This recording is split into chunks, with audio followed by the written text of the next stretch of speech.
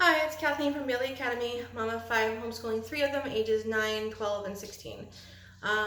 Today I'm participating in a club, a secular club with other secular homeschoolers who are talking about Meet the Teacher, answering some questions about us and our homeschooling history and what we feel like and how we feel about certain topics.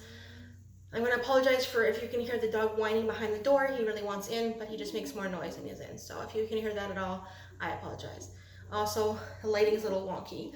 If you've watched this channel before, you know that I don't normally have a pink room that I talk in, but we've been painting this for my daughter, so it's a different color. So, the dog. So anyways, I'm teaching this year grade 4, grade 7, and grade 11, that's a little bit about me. So the first question, oh sorry, I forgot to mention, this is a collab that's hosted by Shanna. I'm Making Everyday Magic, and the playlist is description below. So if you're not familiar with collabs, then just basically other homeschool YouTubers who are secular have talked about themselves and Meet the Teacher video, and it's all linked in one playlist. So you can go when you're done watching this video, and I hope you subscribe and give me a thumbs up when you're done. Then make sure that you check the description and you will see the link to the playlist where you can go and see everybody else who made their own Meet the Teacher video, and then go check theirs out. So yeah, and if you're coming from somebody else's YouTube channel and you've never been here before, welcome. So the first question is, what led you to this path? I assume they mean homeschooling. So I've been homeschooling this time around since 2022, the beginning, like January, February 2022. But technically I homeschooled preschool, that would have been 2007, hold on a second. Okay, I'm back. Hopefully no more disruptions from the dog. So, we homeschooled preschool to test it out. So my husband wasn't so sure about homeschooling, so we could see if it worked for us. And I loved homeschooling. I had been researching homeschooling since the kids were babies. Always thought it was a great idea. Nothing against public schools at the time. I hadn't put my kids in them. I enjoyed going to school, although I'm probably the only one. But I enjoyed school. Well, let me rephrase that. I didn't enjoy the social aspect of school. I was bullied, didn't have a lot of friends. My breath.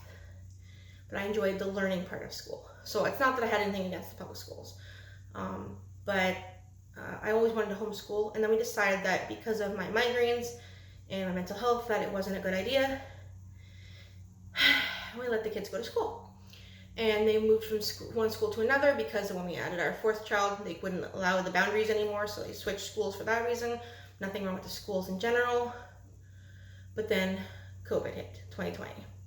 And so, as you all know, at the end of the school year after March break, they didn't have school for a while, and that was fine. And then we did the online school. That was horrible. And the next year we decided the kids needed to go back to school. So we sent them back to school, and they went for half a year. But so many things. It was a combination of dealing with masks, no masks, school, no school, virtual, not virtual. Now you want this, that, and the other thing. I don't want to get into politics. So it was a mixture of that, but it was also so many other things. My now grade 11, who was in grade 9 at the time, has lots of lots of health issues. She has arthritis and a bunch of other stuff. And so she was having trouble. They were doing their best, the school, to accommodate, but it was too much for her to walk to school, do school, walk home from school. She was exhausted. She couldn't keep up with the work. So we decided, my husband suggested, oh, maybe we should homeschool. And I'm like, are you serious? I would love to homeschool. And so we decided to homeschool. So between the health issues, behavioral issues with the younger ones, and the COVID and online, offline, everything mixed up, that's why we sort of did homeschooling. And it's been great, and I wish he had suggested it sooner because as I mentioned in another video, I have my migraines under better control, my mental health under better control, and I think I could have made it work because homeschooling actually gives me something to focus on and makes me feel better. So if you're wondering about homeschooling and you're not feeling well mentally, it actually might work for you, so you should give it a try. Question number 2, what subjects or topics do you love teaching the most, and why are they your favorites?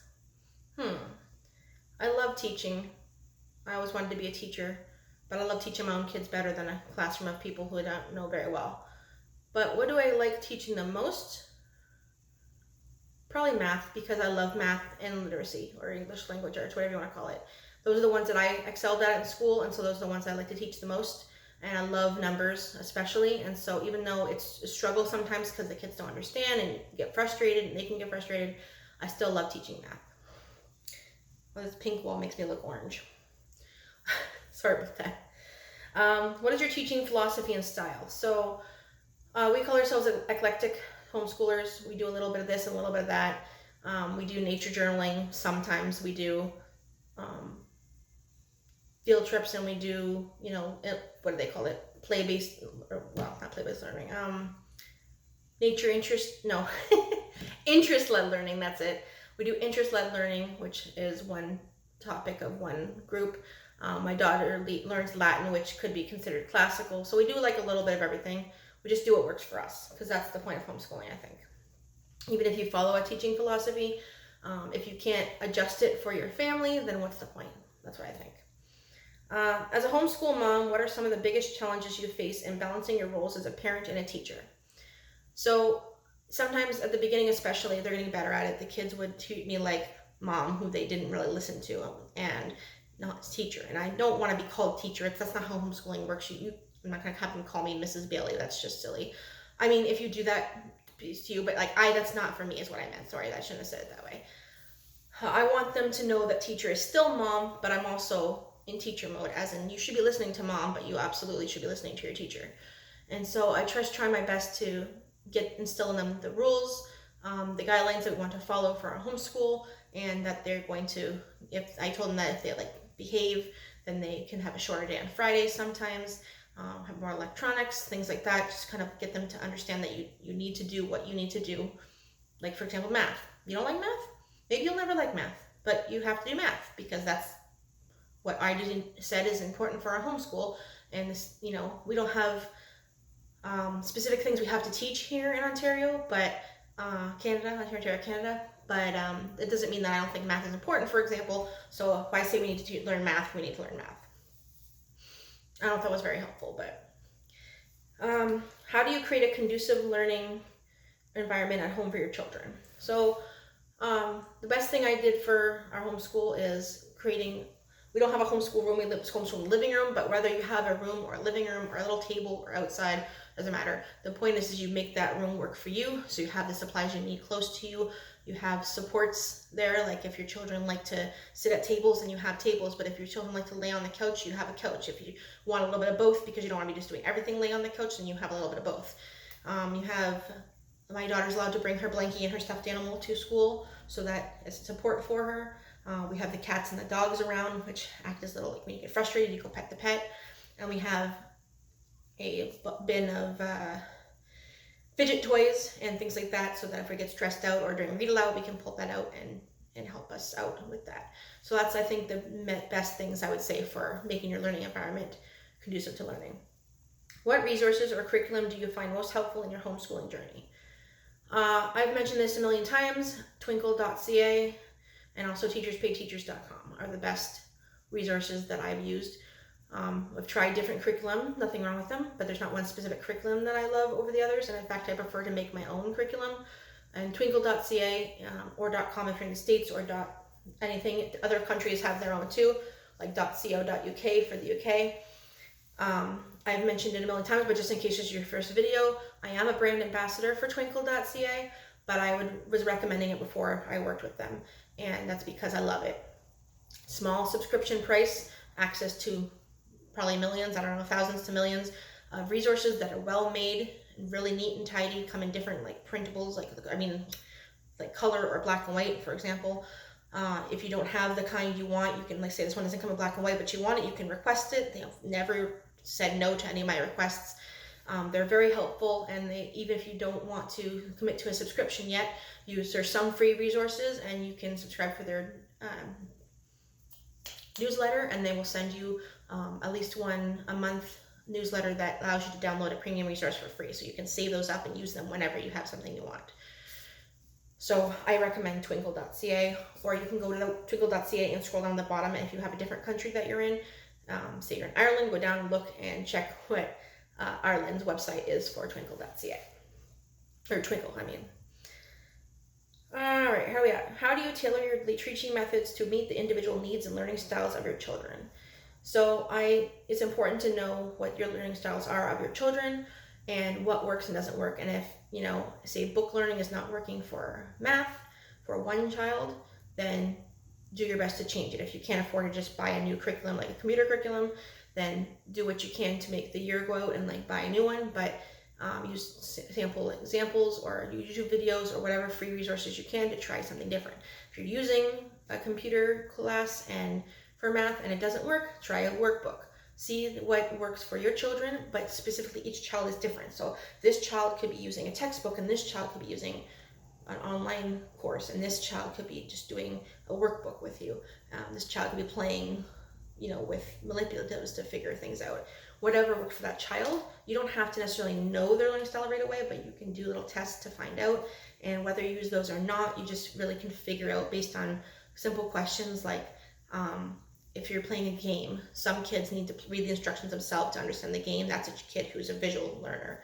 If they need somebody to read the instructions out to them, they're an auditory learner. If they need to play the game a little to figure it out, they're more of a kinesthetic learner, that sort of thing. Do you involve your children in the planning of their lessons and educational goals, and if so, how? So I do include them a little bit. I asked them last year what kind of science topics they wanted to learn about. Then I made a list and had them check off which ones they're interested in, but ultimately I made the decision because there's some things I wanted them to learn that they didn't think they wanted to learn about, but I felt that they needed to learn. That's more so in grade school. In high school, my daughter makes the decisions of what courses she needs to take, with the exception of what is typically used to graduate here. I include those, and also keep in mind like what she might want to do after school. If she wants to go to college for science, she's going to do more sciences and math. If she wants to go into the trades, then it matters less if she has an A+ on physics or has done anatomy or things like that. So you kind of, especially in high school, you really have to include them and make the decisions based on what they want to do with their life or what they think they might want to do with their life. What are some of the extracurricular activities or field trips you organize to enrich your children's homeschooling experience? So first of all, extracurricular activities. We don't, my oldest daughter is the one that does most of that. She does Rangers, which is a form of Girl Guides of Canada, Girl Scouts in the States, other names in other places, but it's around. And so she does that, and she also volunteers with the Sparks, which is the youngest group, the 5 and 6 year olds. So she does the volunteer work and she does her own unit, or the Ranger unit for her age group. She also is doing clarinet and guitar, bass guitar, for an extracurricular. We're using free and paid resources to do them online, like at home. She's not going to a class, but she does a class every day after school, as much as she can anyway. She's really busy. She's got a heavy workload. My son doesn't really want to do any of those things, and it's pulling teeth to get him to do anything, so that didn't really work for us. And my youngest doesn't really do extracurriculars, but we do field trips. We went to a couple places last year. Went to an airplane museum. We went to a place where it's like a sanctuary for birds and geese and stuff like that. Went to there. We went to an apple orchard.